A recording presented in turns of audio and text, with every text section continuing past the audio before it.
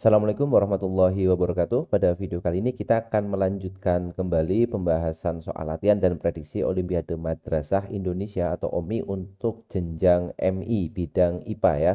Pada video sebelumnya kita sudah selesaikan sampai nomor 15. Jadi di video ini kita akan lanjutkan dari nomor 16 ya. Kita baca dulu soalnya. Energi hanya dapat berubah dari satu bentuk energi ke bentuk energi yang lain. Sel surya pada umumnya merupakan suatu perangkat yang menggunakan prinsip itu, yaitu mengubah energi titik-titik menjadi energi titik-titik ya. Jadi di sini topiknya tentang perubahan energi. Nah, yang dimaksud di sini perubahan energi yang terjadi pada sel surya ya atau panel surya. Jadi sel surya atau panel surya itu adalah suatu perangkat atau alat yang mengubah energi cahaya matahari menjadi energi listrik. Jadi jawabannya sudah pasti energi cahaya menjadi listrik ya, yang D. Nah, untuk memperjelas bagaimana sel surya itu bekerja, coba perhatikan gambar berikut. Nah, gambar ini menunjukkan bagaimana sel surya itu bekerja ya. Jadi awalnya di sini cara kerjanya adalah ada cahaya matahari. Kemudian cahaya matahari itu akan mengenai suatu alat yang kita sebut sebagai panel surya ya. Jadi panel surya itu nanti di dalamnya ada namanya semikonduktor. Kita tidak perlu membahasnya ya. Jadi intinya adalah energinya ditangkap oleh panel surya, lalu dari panel surya itu dimasukkan ke yang namanya kontrol di sini, panel kontrol, kemudian disimpan dalam baterai.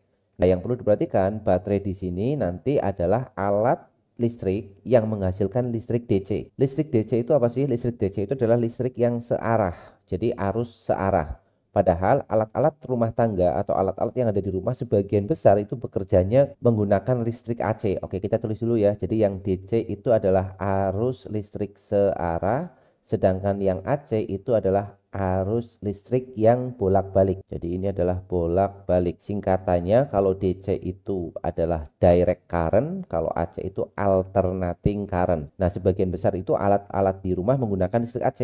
Maka dari yang listrik DC itu menjadi listrik AC itu nanti diubah dengan menggunakan alat yang namanya inverter. Jadi inverter itu adalah alat yang mengubah arus DC menjadi arus AC. Itu yang disebut sebagai inverter, seperti itu. Maka setelah melewati inverter, diproduksilah arus AC. Yang mana arus AC itu sudah bisa langsung kita gunakan misalkan untuk menyalakan TV, menyalakan kulkas, dan seterusnya. Jadi seperti itu. Kita lanjutkan soal berikutnya. Jika kita duduk di lantai yang dingin, maka lama-kelamaan lantai yang kita duduki akan terasa lebih hangat daripada lantai di sekitarnya. Mengapa ini bisa terjadi? Nah, jadi sekarang kasusnya tentang perpindahan panas ya. Jadi misalkan kita berikan ilustrasi seperti ini. Nah, pada gambar ini misalkan ada seorang anak yang sedang duduk di lantai ya. Maka bagian lantai yang terkena tubuh anak tersebut ya, misalkan bagian lantai yang ada di sini nanti akan memiliki suhu yang lebih tinggi daripada bagian lantai yang di sebelahnya. Mengapa? Kita perhatikan di sini. Lantainya itu awalnya dalam kondisi dingin. Nah, maksudnya apa? Kalau dalam kondisi dingin berarti lantai ini memiliki suhu rendah. Kita tulis dulu ya. Jadi lantainya memiliki suhu yang lebih rendah. Kemudian tubuh anak ini berarti akan memiliki suhu yang lebih tinggi. Nah, kita tahu bahwa yang namanya kalor atau panas ya, energi panas itu akan mengalir dari suhu yang tinggi ke suhu yang rendah. Berarti kalornya nanti akan mengalir dari anak ya, tubuh anak yang bersentuhan dengan lantai ke lantai. Nah, makanya nanti lantainya akan menerima kalor. Jadi lantai akan menerima kalor atau panas ya. Jadi kalor itu nama lainnya panas atau energi panas. Nah, karena lantainya menerima kalor atau panas, tentu saja lantainya akan lebih tinggi suhunya atau kita katakan akan lebih hangat daripada di sekitarnya. Nah, seperti itu. Kita lihat jawaban yang sesuai. Untuk opsi A, karena ada perpindahan panas dari lantai ke tubuh. Jelas salah ya, perpindahan panasnya bukan dari lantai ke tubuh, tapi dari tubuh ke lantai. Karena ada perpindahan panas dari lantai yang ada di sekitarnya. Jelas salah juga. Karena tubuh kita lebih dingin juga salah. Karena panas dari tubuh kita berpindah ke lantai yang kita duduki. Nah, ini yang benar ya. Jadi panasnya pindah dari tubuh ke lantai.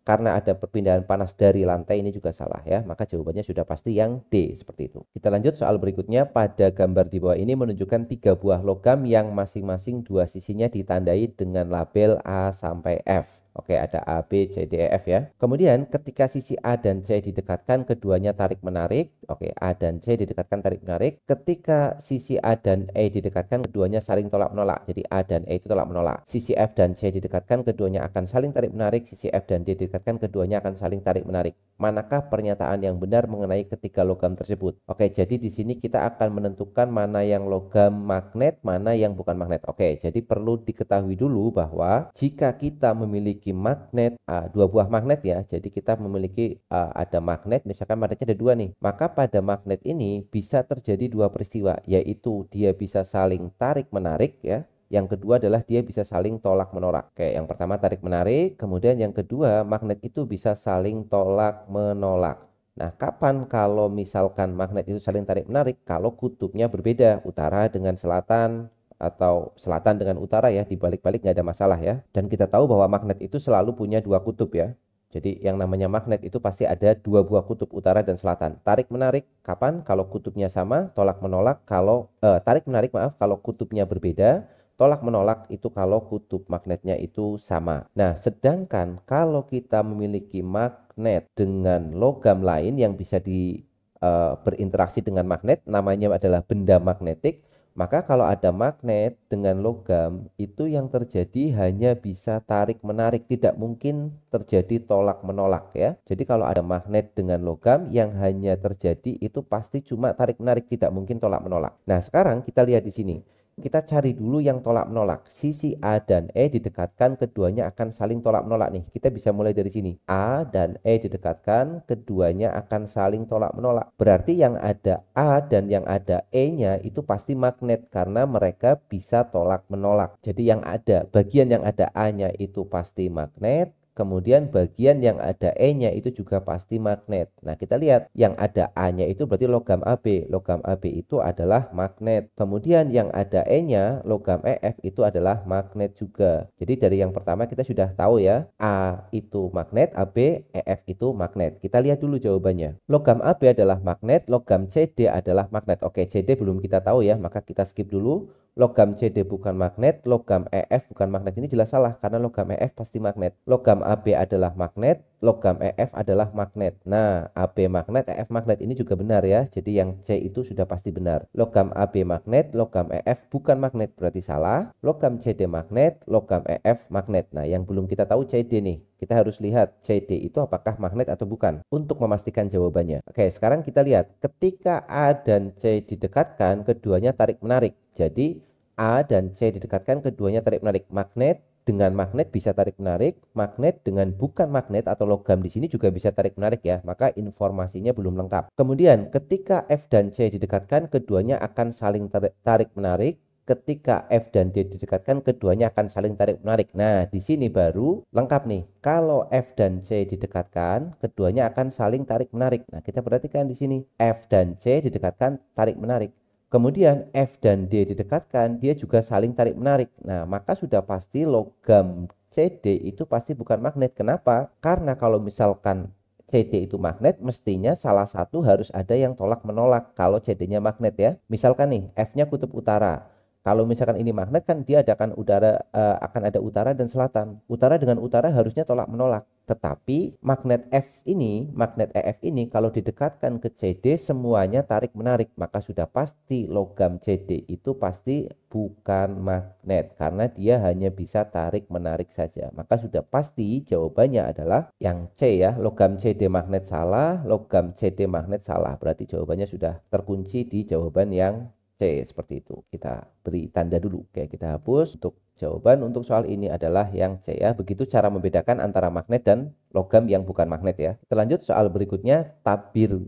Krim tabir surya atau sunscreen ya. Kita kenal dengan sunscreen digunakan oleh para wisatawan untuk melindungi kulit dari paparan radiasi di daerah pantai ya. Mestinya bukan di pantai pun tetap melindungi ya. Tetapi kenapa di pantai? Karena biasanya di pantai sangat panas. Radiasi matahari apakah yang dimaksud? Nah, jadi penggunaan tabir surya atau sunscreen, kita kenal dengan sunscreen itu adalah salah satu cara untuk melindungi kulit kita dari radiasi yang namanya adalah ultraviolet atau UV. Makanya dikenal ada UVA, UVB, UVC. Nah, untuk lebih memperjelas coba perhatikan gambar berikut. Nah, di sini ada tiga kondisi ya. Yang pertama adalah normal skin, yaitu kulit yang tanpa dilapisi oleh sunscreen atau tabir surya ya, maka kalau ada UVB, UVA, nah UVC-nya mana? UVC itu udah dipantulkan oleh atmosfer ya. Jadi atmosfer kita ada lapisan yang memang memfilter UVC supaya nggak masuk ke tubuh, tidak masuk ke bumi maksudnya. Kenapa? Karena UVC itu memiliki energi yang sangat besar, maka kalau bisa sampai masuk ke dalam bumi dan mengenai tubuh kita bisa menyebabkan kerusakan pada kulit kita. Nah sekarang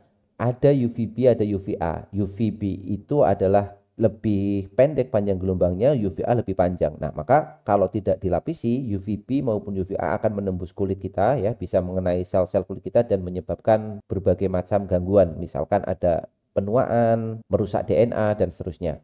Nah, tetapi kalau dilapisi oleh sunscreen atau tabir surya ya, maka ada sunscreen yang hanya bisa melapisi atau hanya bisa memantulkan UVB, tetapi UVA-nya tetap masuk. Ada juga sunscreen atau broad spectrum sunscreen ya, mungkin sunscreen merek lain yang lebih bagus gitu, yang memantulkan dua-duanya. Jadi UVB maupun UVA tidak masuk ke kulit kita, sehingga kulit kita aman seperti itu. Nah, jadi seperti itulah ya cara kerja sunscreen. Gunanya adalah untuk melindungi kulit kita dari paparan radiasi sinar ultraviolet atau UV. Kita lanjutkan soal berikutnya. Seberkas cahaya putih jatuh pada prisma segitiga dan terjadi penguraian warna seperti gambar di samping ya. Jadi penguraian warna itu nama lainnya adalah dispersi. Nah, kita tulis di sini ya, dispersi itu adalah salah satu peristiwa yang bisa dialami oleh cahaya yang kita sebut sebagai penguraian warna. Nah, apa penguraian warna itu?